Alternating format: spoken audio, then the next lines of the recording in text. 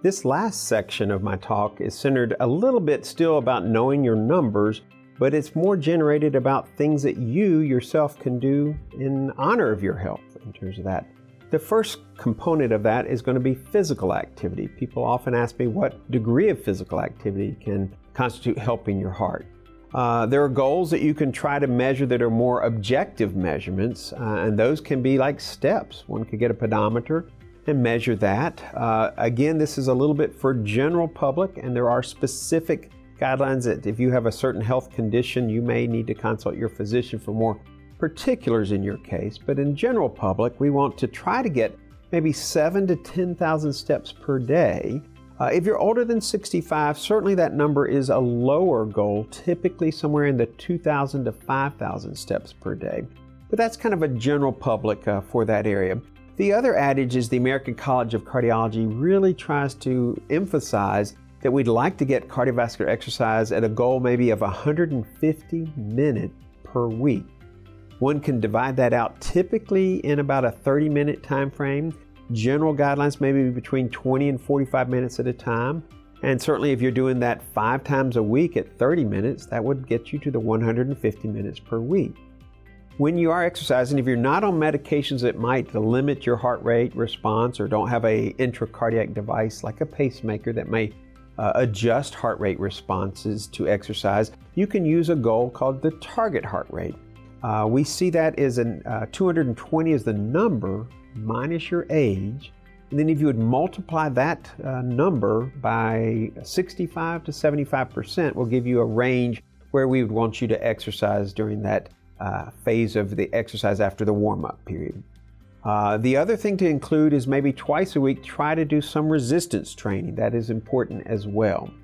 As you see in the cartoon I have here, a physician interacting with his patient says, "What fits your busy schedule better? Exercising 1 hour a day or being dead 24 hours a day?" So obviously the importance is some degree of physical activity as your capacity allows. It has been proven that exercise capacity will lower your risk for cardiovascular events. There's something we call the METS, M-E-T-S, which is a metabolic equivalent of task. It's a measurement that's scientific that kind of measures at low aspects like walking briskly, maybe around 3 to 3.3 METs.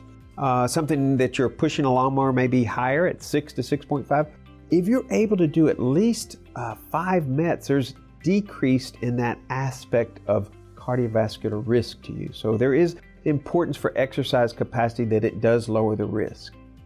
The next section is kind of a conglomeration of items that I might list as golden rules. They're just general adages that I have heard. They're not always based on sole guidelines of different societies like American College of Cardiology, but general guidelines you might just kind of think about that help with your reduction in cardiovascular risk. First one's adequate sleep. We're trying to get maybe 7 to 8 hours per night. Exercises we've already talked about, but just exacerbating that is important for you. Again, 30 minutes 5 days a week will get you at that 150 minutes per week goal. Drinking adequate water. They have some adage that if you're not in a element like congestive heart failure or something where you need to restrict such items, that typically women may need 9 cups of water per day and men up to 13 cups per day. In general, try to avoid skipping breakfast. I know there are some diets out there like intermittent fasting that may be an element of that, but in general, if you're under other diets that we might recommend, such as the DASH, D-A-S-H, which is dietary approaches to stopping hypertension, and you can see that on the websites available on the internet or your physician's office. The other is a Mediterranean diet, and that's obviously unless you have special health conditions that require dietary constraints in another format. Avoid processing or eating in processed foods. Some people say if there's more than 5 or 7 ingredients to try to limit that as processed food. Try to look at the ingredient list, and if there's something you can't really see in the food or pronounce, that might not be a food item for you, or to certainly try to limit that. We do say you want to eat food, but not too much, and maybe mostly plant. Some people have had some adage, if it doesn't come from a mama or come from the ground, don't eat it. Those are things you can think about when you're shopping. The other is to shop the perimeter of the grocery store, avoiding those processed foods where typically more of the vegetables areas are in the perimeter of a grocery store. Some people say don't eat anything that doesn't rot. That might be an exception with honey, but on the other adages, things that you might not want to eat if they don't rot would not be healthy for you in general. It's good to actually leave the table a little hungry, and don't buy your food where you buy your gasoline is one adage there.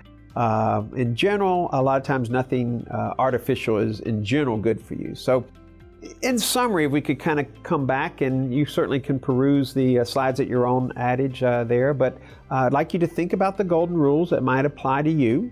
Know your numbers, and we kind of went on several facets of the blood pressure, cholesterol, blood sugar, body composition that we broke down into kind of the body mass index and the abdominal circumference.